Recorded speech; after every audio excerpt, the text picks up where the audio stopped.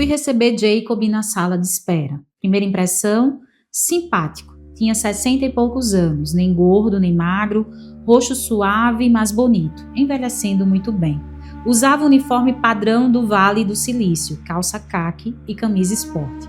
Parecia um tipo comum, não alguém que tivesse segredos. Conforme Jacob me acompanhou pelo curto labirinto de corredores, pude sentir sua ansiedade como ondas rolando às minhas costas. Chegamos à minha sala e fechei a porta depois de entrarmos. Gentilmente, ofereci-lhe uma das duas cadeiras idênticas da mesma altura com almofadas verdes próprias para a terapia. A minha sala tem 3 por 4 metros, 2 janelas, uma mesa com computador, um aparador cheio de livros e uma mesa baixa entre as cadeiras. A decoração da parede é uma miscelânea. Os diplomas necessários, a maioria sem moldura, preguiça demais. Um desenho de um gato que achei no livro do meu vizinho e há um tanto de bugigangas expostas, em geral presentes de pacientes e alunos. À direita do meu computador, um anjo de barro de 12 centímetros. Virei-me para Jacob e comecei. Em que posso ajudar? Jacob olhou-me demoradamente. Esperava que fosse um homem, disse ele, com seu encorpado sotaque leste-europeu. Naquele momento eu soube que o assunto seria sexo. Por quê? Perguntei fingindo ignorância.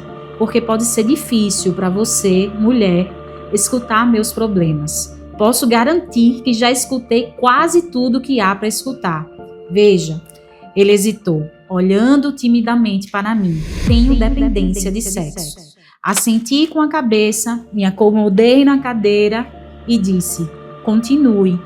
A primeira vez que me masturbei, eu tinha entre 2 e 3 anos. Aos 18 anos, fui morar na cidade com a minha irmã mais velha para estudar física e engenharia na universidade. A minha irmã passava grande parte do dia trabalhando e pela primeira vez na vida eu fiquei sozinho por longos períodos. Sentia-me solitário. Então, decidi fazer uma máquina. Uma máquina? Perguntei, sentando-me um pouco mais reta. Uma máquina de masturbação. Hesitei. Entendo como ela funcionava. Vamos parar por aqui, né? Chocante, não é mesmo? Pelo menos foi assim que eu me senti quando eu li essa história. E eu tenho certeza que agora você quer saber o que aconteceu com este homem. Mas para isso, você realmente vai ter que ler o livro. No vídeo de hoje, eu quero trazer aqui para você 3 livros obrigatórios para 2026. E embora o nosso canal seja de finanças, 2 dos 3 livros não são sobre finanças, mas sim vão te ajudar nesse movimento de organização e crescimento financeiro. Esse primeiro livro eu indico muito para as minhas clientes. Eu li uma vez e ouvi uma vez. É um livro que vicia a gente, porque a autora ela usa exatamente a dopamina para nos viciar falando sobre a dopamina. Deu para entender? Porque ela conta histórias como essa de vários pacientes que ela teve aí ao longo da vida e ela não conclui as histórias de uma vez só. Ela vai entregando partes da história ao longo do livro, o que vai fazendo com que a gente queira saber o que aconteceu com aquela pessoa. Vai viciando a gente na história. E aí o livro, em termos simples, eu trouxe aqui, ele nos mostra o quanto nós estamos constantemente estimulados, seja na comida, no celular, nas redes sociais, ou até mesmo nas compras, né? Ou até mesmo nas compras. Esse estímulo constante faz com que o nosso cérebro entre em desequilíbrio. E para aliviar desconfortos emocionais, a gente busca prazer rápido. Inclusive, 2 das histórias compartilhadas aqui têm a ver com finanças. Uma de uma pessoa viciada em jogos, e aí ela mostra como o nosso cérebro funciona nesse movimento de vício nos jogos, e uma pessoa viciada em compras.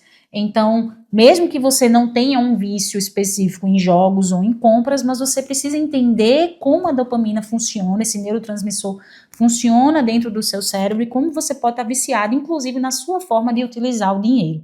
Então esse é o primeiro livro, faz sentido porque você vai abrir sua mente e como nós somos e você é um ser de não apenas uma única área, mas você é um ser de 11 áreas na sua vida, então todas as outras áreas, mesmo que não sejam a área financeira, vai afetar na sua vida financeira. Então você pode não ter um vício em finanças, você pode não estar sendo extremamente estimulado em finanças, mas você pode estar sendo extremamente estimulado ali nas redes sociais.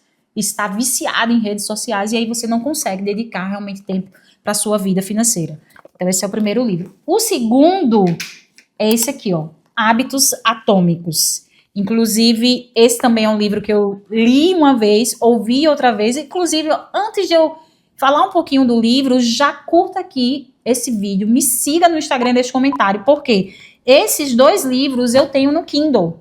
E aí eu corri ontem, pedi ao meu filho para comprar exatamente para poder mostrar eles aqui a você.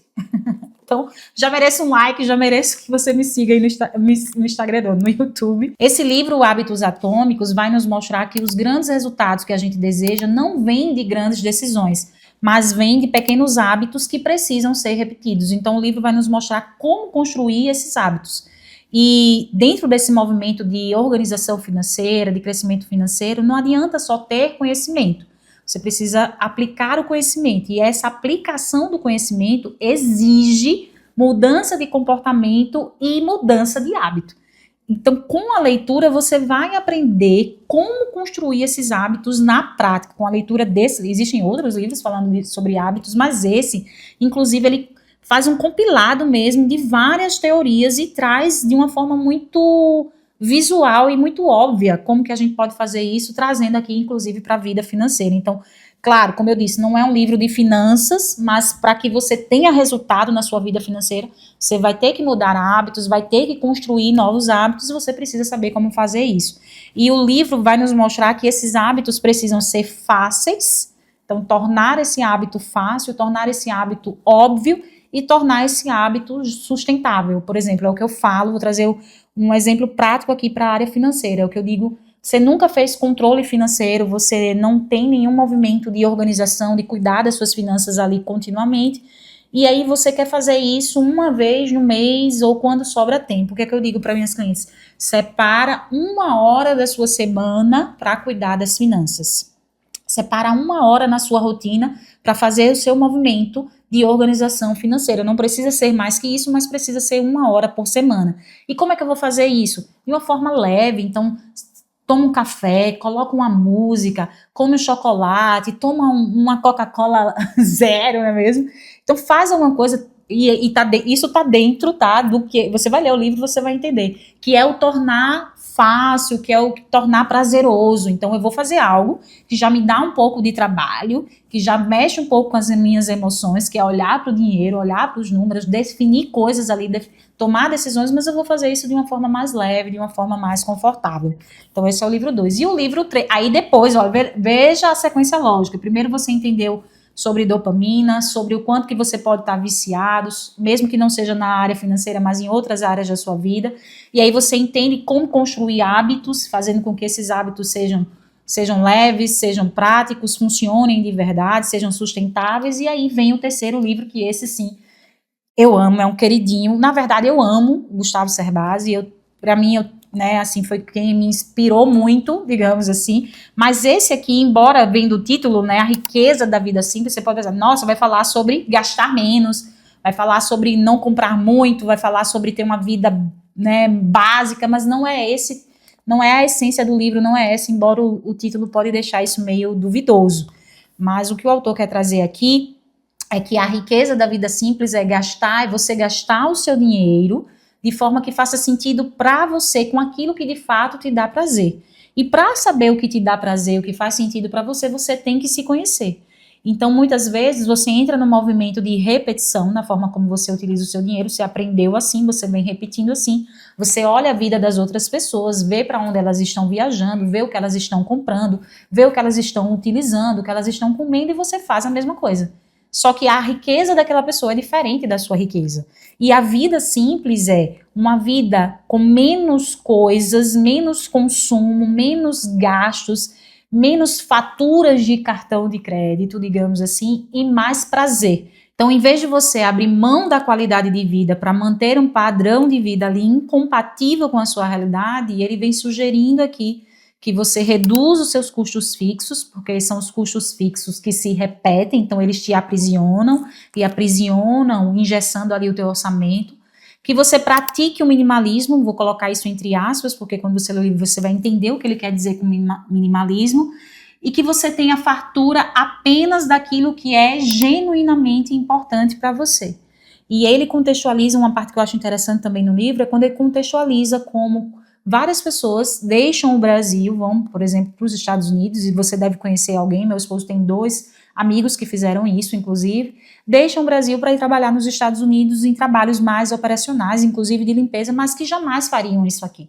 Então ele tem um amigo que fez isso, foi para os Estados Unidos e trabalha lá com limpeza, e tem um amigo que foi para São Paulo e colocou o filho na escola pública, e que a pessoa jamais faria isso aqui, porque de modo geral, nós estamos procurando e gastando e consumindo, pensando naquilo que as pessoas pensam sobre nós, né? Querendo manter ali status, querendo manter ali uma posição, e há um custo muito alto.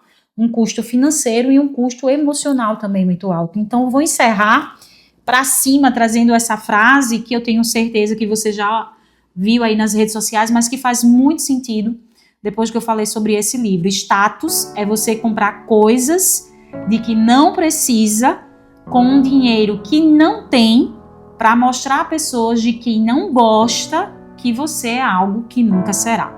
Espero que tenha feito muito sentido, que você leia os livros e depois coloque aqui para mim nos comentários o que você achou das minhas indicações.